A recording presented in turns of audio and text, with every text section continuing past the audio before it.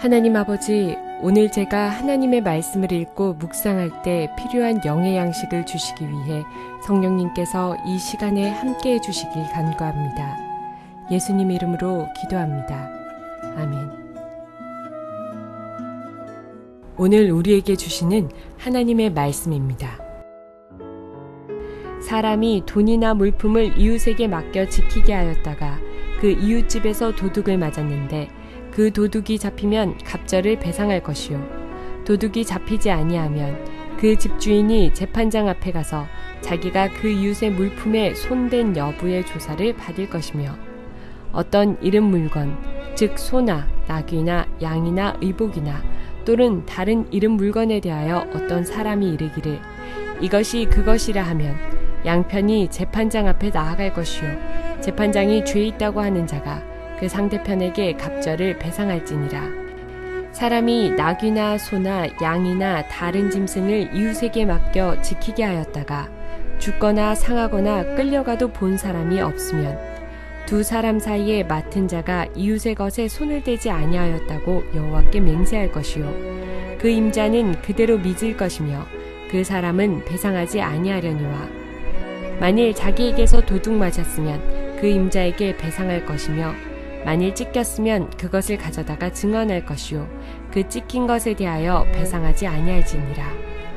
만일 이웃에게 빌려온 것이 그 임자가 함께 있지 아니할 때에 상하거나 죽으면 반드시 배상하려니와, 그 임자가 그것과 함께 있었으면 배상하지 아니할지니라.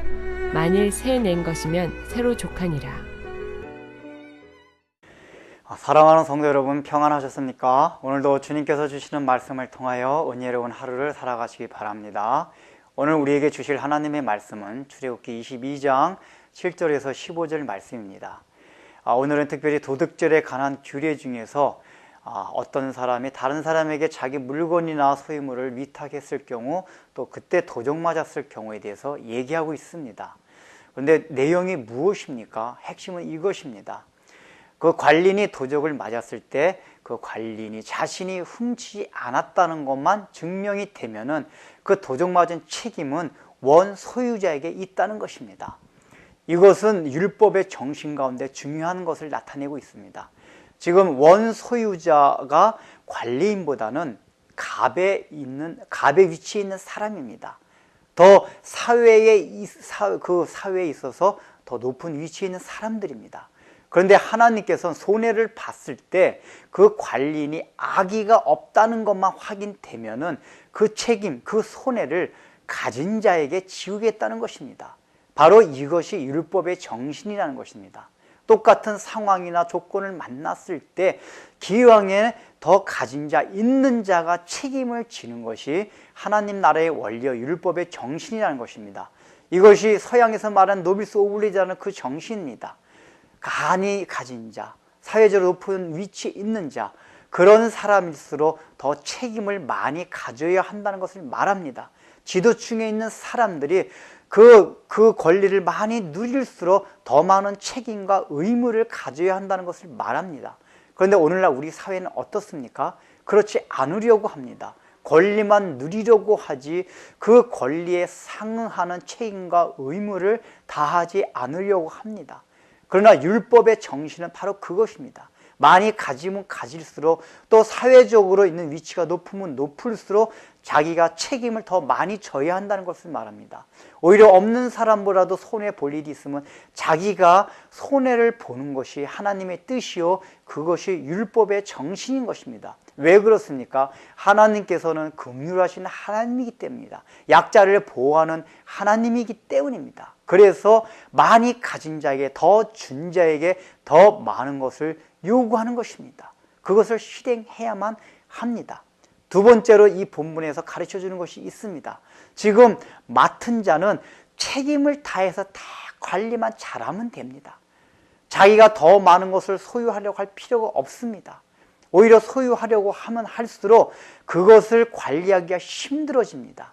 자기가 적게 맡았더라도 거기를 최선을 다해서, 충성을 다해서 관리만 잘하면 하나님께로부터 충성받는 그런 사람이 될 수 있다는 것을 여기서 말해줍니다. 그래서 7절에 보면은 어떤 물건을 잊어버렸을 때 재판정에 가서 자기가 그것을 훔치지 않았다는 것을 증명해야 됩니다. 그러면은 그것이 증명만 되면은 자신은 바로 그 관리인으로서 책임을 다했고 충성을 다했다는 것이 증언이 되고 그것을 칭찬을 받게 됩니다. 또한 13절에 보면은 찢겨진 것을 찾아오라고 얘기하고 있습니다. 그 찢겨진 것이 무엇이냐 하면은 양을 돌보는 어떤 사람이 양을 맡겼습니다. 청지기한테 맡겼습니다. 그런데 그 양들을 잃어버렸습니다. 그때 찢겨졌다는 것은 맹수들이 와서 그 양을 잡아먹었다면은 그 찢긴 흔적을 가져오라는 것입니다.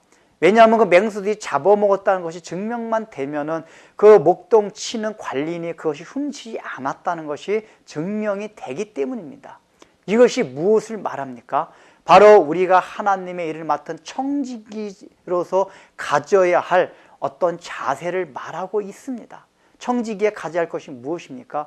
최선을 다해서 우리가 하나님 앞에 충성만 다하면은 하나님께서는 그것을 칭찬해 주신다는 것입니다. 책임을 묻지 아니하신다는 것입니다.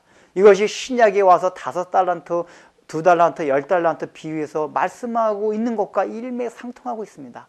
아무리 작은 것이라 할지라도 우리가 내가 맡은 자로서 최선을 다하고 충성을 다할 때 하나님께서 그것을 기쁘게 여기시고 그것을 칭찬해 주신다는 것을 말씀하고 있습니다. 기도하겠습니다. 하나님 아버지, 우리는 율법의 정신을 통해서 많이 가질수록 또 하나님께서 많이 주실수록 더 많은 것을 요구한다는 것을 우리 마음에 늘 생각하게 해 주십시오. 그저 우리는 하나님께 더 많은 것을 받으려고만 하지 그 받은 것에 상응하는 것만큼 우리가 책임지고 하나님 앞에 의무를 또 그것을 사람 앞에 의무를 행할 것을 생각하지 않고 살아가는 때가 얼마나 많은지 알 수가 없습니다. 늘 그것을 생각하며 그저 더 많은 것을만 바라는 것이 아니라 이제 그것에 대한 책임과 의무를 생각하고 살게 하여 주옵시고, 특별히 내게 맡겨진 것이 작은 것이든 큰 것이든 거기에 최선을 다해서 충성을 다할 수 있는 저희들이 되게 참으로 올바른 청지기가 될 수 있도록 은혜를 베풀어 주옵소서. 예수님의 이름으로 기도드립니다. 아멘.